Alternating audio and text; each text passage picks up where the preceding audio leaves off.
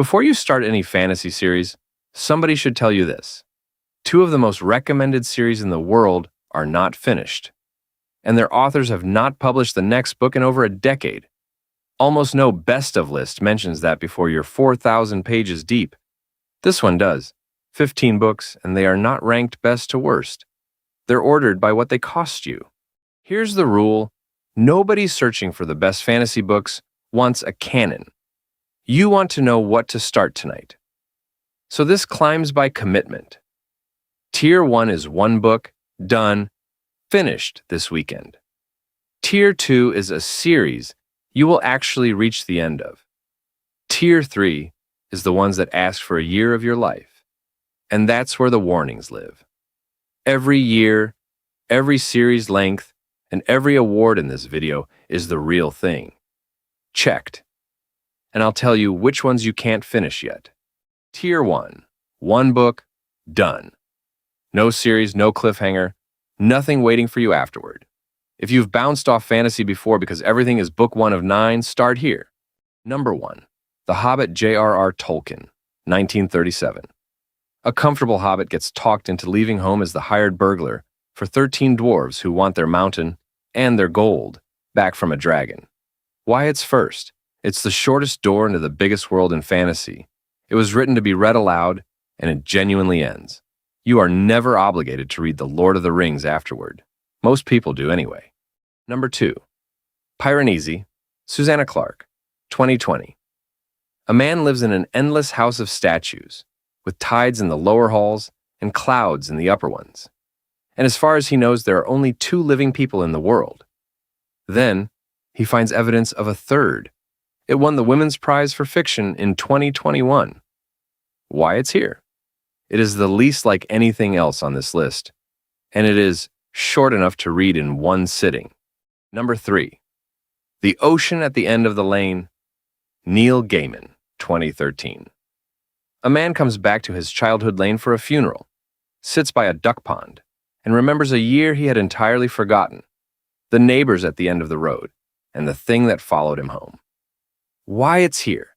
It's the shortest book on this list, and the one most likely to make an adult who stopped reading fiction start again. Number 4, Uprooted, Naomi Novik, 2015. Every 10 years, the wizard in the tower takes one girl from the valley, and everyone knows which girl it will be this time. It isn't her. It won the Nebula Award for Best Novel. Why it's here? It reads like a folktale that got out of hand. The magic is written like music instead of like a system, and there is a corrupted forest in it that is genuinely frightening. Number 5, and this is the honest edge of Tier 1, The Priory of the Orange Tree, Samantha Shannon, 2019.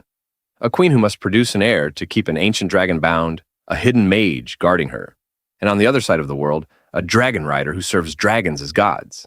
It is a complete epic in one volume, but be straight about it. It is a doorstop. You get a whole saga with no sequel homework, and you pay for that in a single very heavy book. Tier 2, a series you will actually finish. Everything here is already complete on the shelf. You can read the last page whenever you want to, and nobody is waiting on an author. Number 6, the 5th season, N.K. Jemisin, 2015. Book 1 of The Broken Earth. A continent that tears itself apart on a schedule. A civilization built around surviving apocalypses, and people who can quiet an earthquake with their minds and are enslaved for it. Here's the fact that should decide you. All 3 books in this trilogy won the Hugo Award for Best Novel, 3 years running. No other trilogy has done that. It's 3 books, it's finished, and the first chapter will tell you immediately whether it's for you. Number 7, Mistborn, The Final Empire, Brandon Sanderson, 2006. It opens after the Dark Lord already won, 1,000 years ago, and the plot is a heist crew trying to overthrow him. The magic runs on swallowed metals with hard rules you can actually learn as you read. Why it's the best on-ramp to Sanderson. The original trilogy is 3 books, it is finished, and it will teach you whether you like his whole enormous library before you commit to any of it. Number 8, The Poppy War, R.F. Kuang, 2018. A war orphan cheats her way into the Empire's most elite military academy. Discovers she can call on a god, and the trilogy follows exactly what a person becomes when they use that. A real warning, because it deserves one. This is military fantasy drawn on 20th century Chinese history, and the second half of Book 1 is genuinely brutal. If you want grimdark that is actually about something, it's 3 books and it's complete.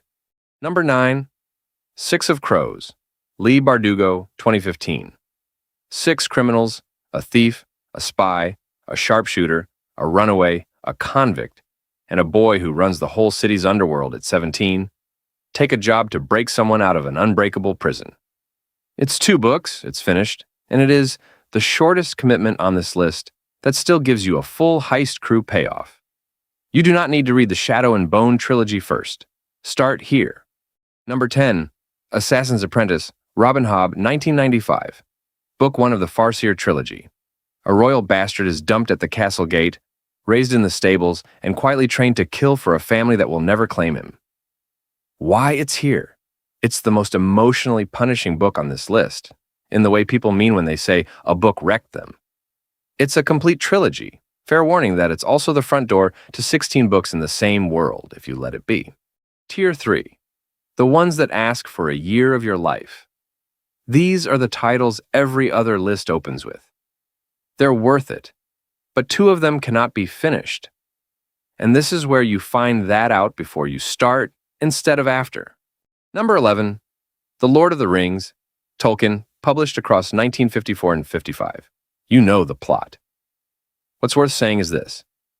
Every book on this list is in some way an answer to this one. Agreeing with it, arguing with it, or trying to escape it. It is complete. It has been complete for 70 years. And the honest note is that the pace belongs to 1954. Give it 100 pages before you decide. Number 12. And here's the first warning. A Game of Thrones, George R.R. Martin, 1996. It is the best political fantasy of its generation, and it changed what the genre was allowed to do. It is also 5 books into a planned 7, and the 5th one came out in 2011. The Winds of Winter is not published. Read it, it's genuinely great, but go in knowing you are reading an unfinished story, and that the show's ending is not going to be the book's. Number 13, and the second warning. The Name of the Wind, Patrick Rothfuss, 2007. A legendary figure, hiding as an innkeeper, tells the true story of his own life over 3 days. And the writing is, sentence for sentence, about as good as this genre gets. 2 of the 3 books are out. The second one landed in 2011. The Doors of Stone has no release date. This is the one people recommend the hardest, while forgetting to mention that. Number 14. The Way of Kings, Brandon Sanderson, 2010. Book 1 of the Stormlight Archive. A world scoured by storms so violent that the plants retreat into the rock, an army of slaves carrying bridges into arrowfire, and a scholar chasing why the world nearly ended before.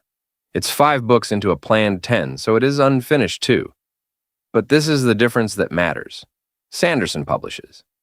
If you want the biggest ongoing epic in fantasy, and you'd like the next book to actually arrive, this is the one. The number 15. The biggest commitment here, and the reason it's last. The Eye of the World, Robert Jordan, 1990.